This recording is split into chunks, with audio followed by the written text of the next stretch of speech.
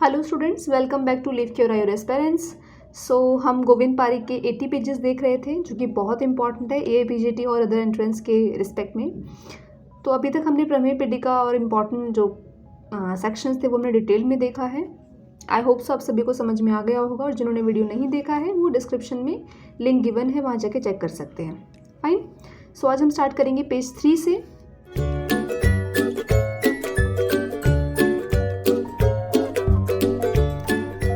नपुंसकता के भेद।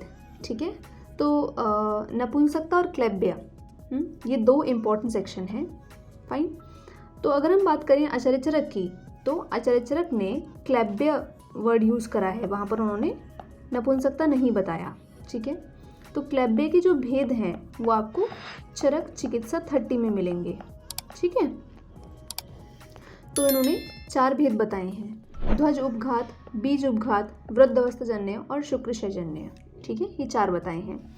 अगर हम बात करें कि इनमें से कौन कौन से असाध्य हैं, फाइन, तो इनमें से जो है हमारा ध्वज उपघात और शुक्रशयजन्य, ये दोनों असाध्य बताए गए हैं। एक तो ये आपको पता होना चाहिए।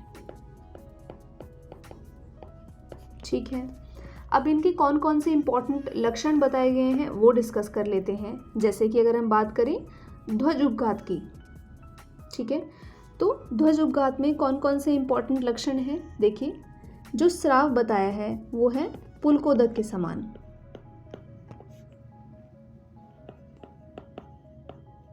पुलकोदक समकाशम स्राव, है ना, ऐसे करके वहां पर आता है। नेक्स्ट यहाँ पर कृमि उत्पत्ति बताई गई है। ठीक है, पूतिगंध। ठीक है, और क्या लक्षण मिलेगा? विशीर्यतेई, मणि, मेड्र और मुष्क।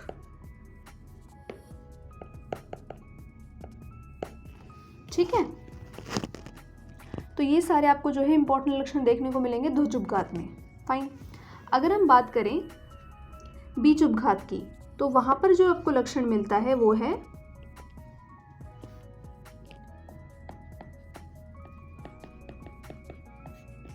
रसादि नामचा संक्षयात, कि जो रसादि धातुएं हैं उनका क्षय हुआ है। ठीक है, जिसकी वजह से हृदपांडु रोग ये सब हो जाते हैं। ठीक है,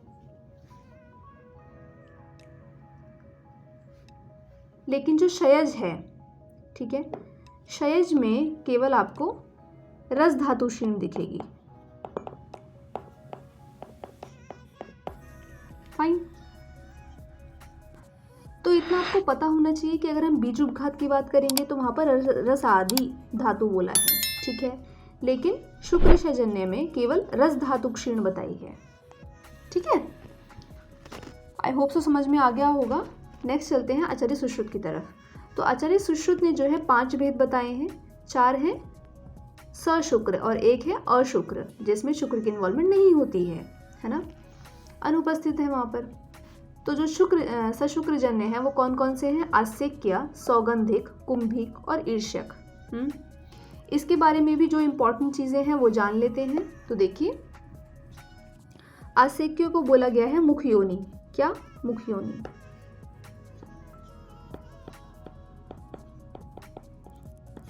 ठीक है, और इसका कारण क्या बताया गया है? पितृ के अल्प बीज के कारण होता है ना। तो इसमें माता और पिता दोनों के अल्प बीज के कारण बताया गया है ना। तो मुख क्या होता है? मुख का पर्याय क्या है? निदान, है ना। तो उससे आपको थोड़ा सा आइडिया लग जाएगा कि आस्यक्य को मुख योनि पर्याय बताया गया है। इसमें जो निदान है वो क्या है? अल्प बीज, माता और पिता के अल्प बीज के कारण होता है। नेक्स्ट देखिए, सौगंधिक। सौगंधिक में जो बताया गया है वो है नासा योनि, ये पर्याय है। ठीक। नेक्स्ट जो कुंभिक का पर्याय बताया गया है वो क्या है? गुद योनि। ठीक है, ईर्ष्यक का पर्याय क्या है? द्रुक योनि।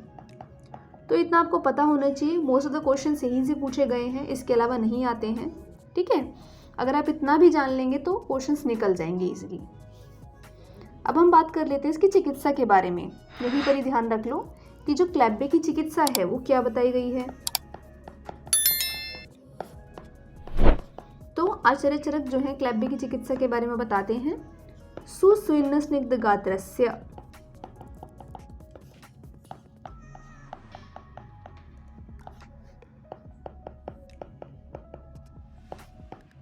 स्नेहयुक्तम विरेचनम।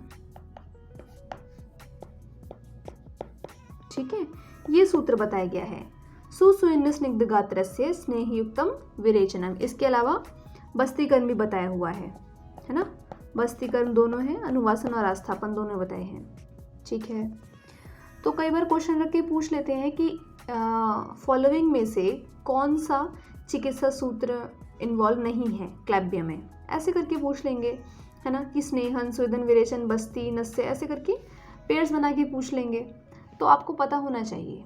ठीक है, आगे बढ़ते हैं। तो ये थे नपुंसक के भेद। आचार्य चरक ने नपुंसकता का वर्णन नहीं करा है, I mean, उसका जो वर्ड है वो क्लेब्बे से दिया है। ठीक है, आचार्य सुश्रुत ने 5 भेद बताए हैं, चरक ने 4 भेद बताए हैं। ठीक है, अच्छा एक और चीज़, ये जो सुश्रुत के जो 5 हैं उसको आप कैसे याद रख सकते हो, अगर कुछ लोग ट्रिक से याद करना चाहते हैं तो कैसे कर सकते हैं। आशिकी, ठीक है, I know it sound weird but ठीक है, इट्स ओके। देखिए, आ से है आस्यक्य, सा से है सौगंधिक, का से है कुंभिक और ई से है ईर्ष्यक। ठीक है, तो जिनको याद रखने में प्रॉब्लम है वो ऐसे भी याद रख सकते हो। फाइन, नेक्स्ट चलते हैं क्लेब्बे की तरफ। तो आचार्य सुश्रुत ने क्लेब्बे के 6 भेद बताए हैं। मानसिक, शुक्र चैजन्य, अति मैथुनजन्य, शुक्र वेग अवरोधजन्य, मेड रोगजन्य व सहज। इनमें से भी जो मेड रोग और जो सहज है वो असाध्य है। चरक ने 4 भेद बताए हैं, हम ऑलरेडी डिस्कस कर चुके हैं। ठीक है, आगे चलते हैं। बल वृद्धिकर भाव, तो बल वृद्धिकर भाव जो है वो 13 बताए हैं। कहाँ वर्णन आया है इन सभी का, इन सभी भावों का वर्णन आया है चरक शारीर 6 में, है ना। तो बल वृद्धिकर भाव जो है 13 बताए गए हैं। शरीर वृद्धिकर भाव जो हैं चरक ने 4 बताए हैं, वाग्भट ने 17 बताए हैं। कौन कौन से 4 बताए हैं वो देख लेते हैं। तो शरीर वृद्धिकर भाव जो है 4 बताए गए हैं। इम्पॉर्टेंट क्वेश्चन है, पूछा जाता है, अभी लेटेस्ट 2 साल पहले ही APGT में आया था यहाँ से क्वेश्चन, तो आपको पता होना चाहिए। तो पहला है आहार सौष्ठव, सेकंड है काल योग, है ना, नेक्स्ट है अविघात और फोर्थ है स्वभाव संसिद्धि।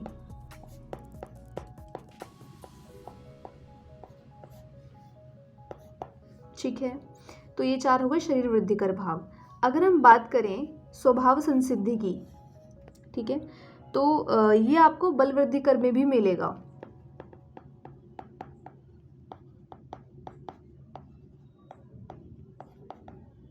ठीक है, तो क्वेश्चन रख के पूछ लेगा कि इनमें से कौन सा भाव शरीर वृद्धिकर और बल वृद्धिकर है, तो आंसर विल बी स्वभाव संसिद्धि।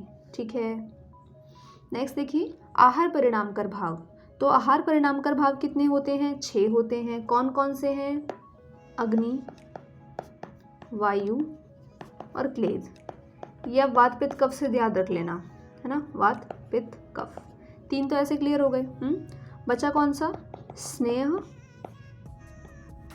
काल और समयोग। ठीक है, स्नेह, काल और समयोग, तो ऐसे करके आहार परिणाम कर भाव हो गए 6। इंपॉर्टेंट है। तो यहाँ पर हमारे भाव खत्म होते हैं, आगे चलते हैं। अब हम नेक्स्ट देखेंगे कोष्ठांग। ठीक है, तो देखिए अगर हम कोष्ठांग की बात करें तो आचार्य चरक ने 15 कोष्ठांग बताए हैं। ठीक है, तो आप इसको इसी सीक्वेंस में याद रखना तो आपको इजी रहेगा। क्या क्या है, हृदय, बस्ती, नाभि। ठीक है, पहले तो हमारे वाइटल्स आ जाते हैं, जो वाइटल ऑर्गन्स है, हृदय, बस्ती, नाभि। नेक्स्ट है हमारा यकृत, प्लीहा। ठीक है, नेक्स्ट है क्लोम, वृक्क, वपावहन, जिसको हम ओमेंटम से लेते हैं, है ना। तो हृदय, बस्ती, नाभि, यकृत, लीहा, क्लोम, वृक्क, वपावहन। इसके आगे जो आप कोष्ठांग देखेंगे उसको कैसे याद रख सकते हो कि आहार का मूवमेंट कैसे कैसे हो रहा है, उससे आप याद रख सकते हो। जैसे कि अमाशय से भोजन गया पक्वाशय की तरफ, उसके बाद कहाँ जाएगा बोलो, आंत्र में जाएगा। तो पहले जाएगा शुद्धांत्र, उसके बाद स्थूलांत्र, है ना, स्मॉल से लार्ज इंटेस्टाइन में जाएगा। नेक्स्ट कहाँ मूव करेगा, गुदा प्रदेश में, है ना। तो उत्तर गुदा, फिर जाएगा अधः गुदा, उसके बाद जाएगा पुरीषाधार।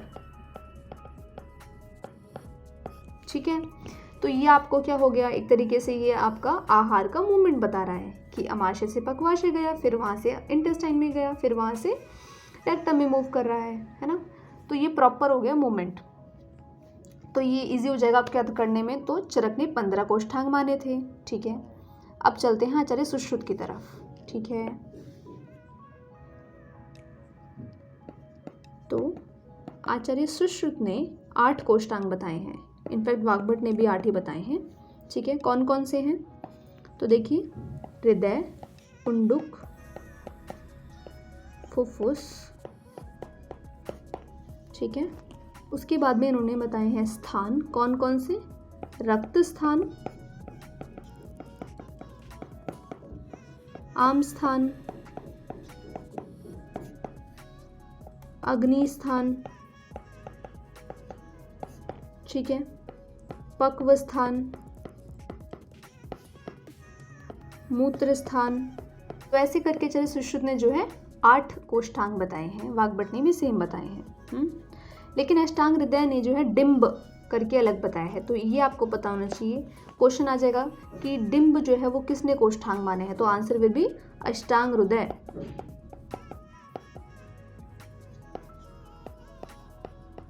है ना। नेक्स्ट काश्यप की बात करें तो काश्यप ने जो डिफरेंसेस रखे हैं वो कौन कौन से हैं कि उन्होंने जो गुदा है वो एक मानी है। जैसे यहाँ पर बता रखा है ना कि उत्तर गुदा, अधः गुदा चरक ने जो मानी है, लेकिन काश्यप ने क्या करा कि उत्तर और अधः को एक ही कंबाइन कर दिया और गुदा बोल दिया। फाइन। और पुरीषाधार उन्होंने नहीं माना है, बाकी सारा चरक की तरह ही उन्होंने कॉमन रखा है।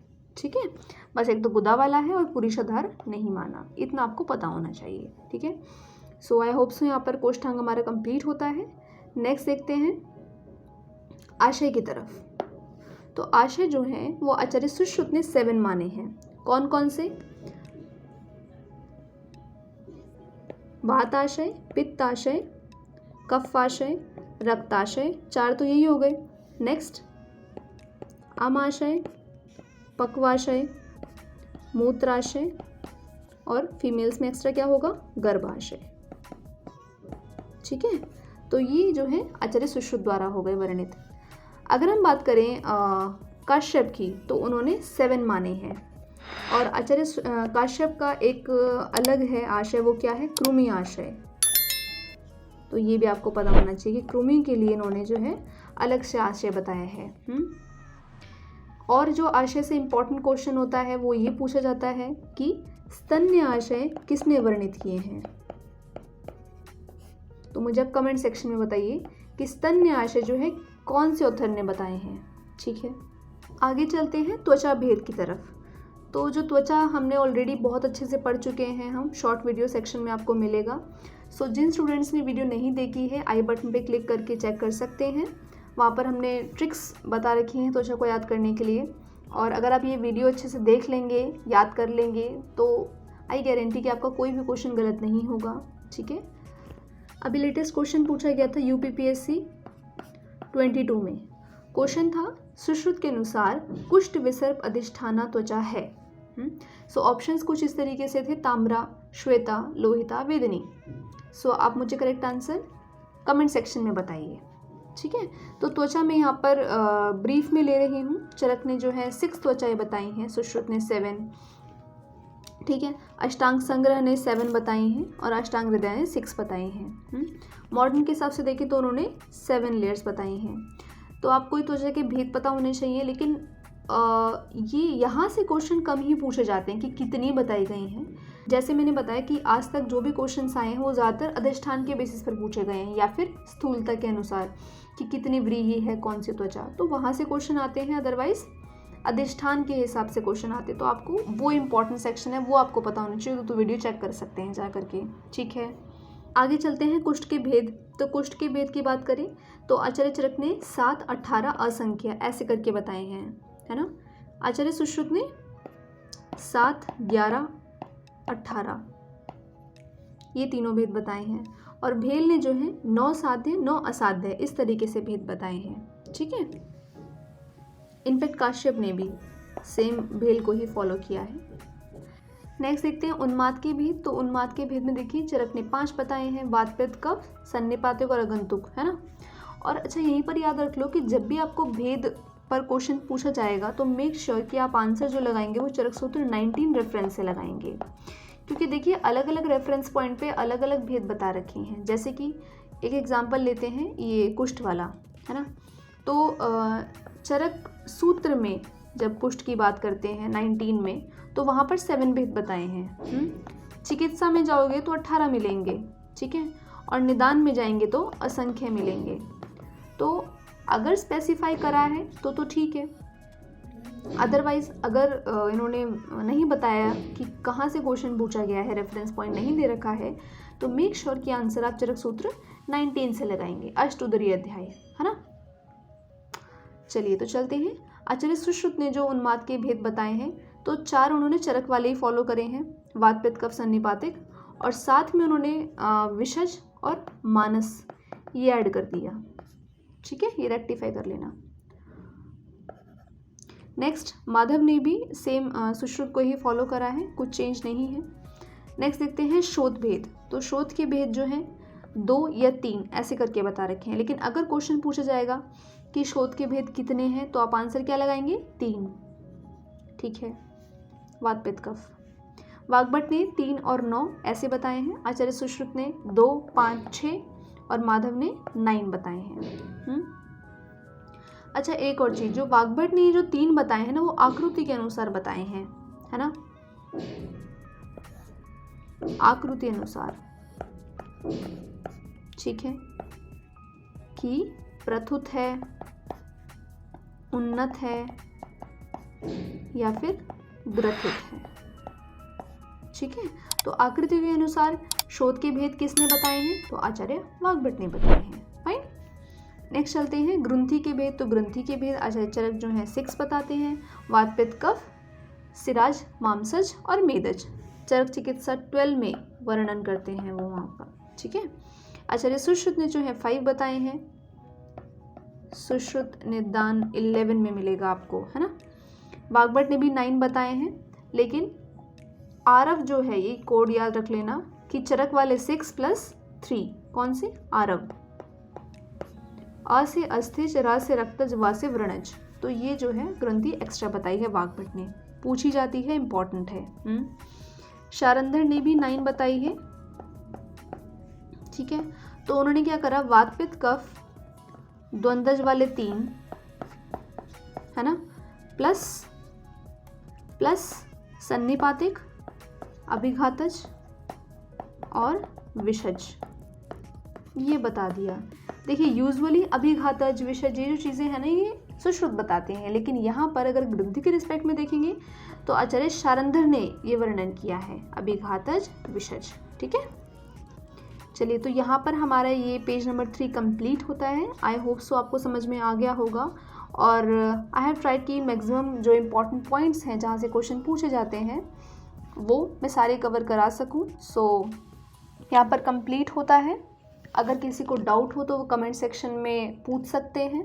ठीक है, तो वीडियो को यहीं तक रखते हैं, and don't forget to appreciate my channel, that is Ayur esperance, and please show your love by hitting the like button and share among your friends. Thank you for watching. Take care.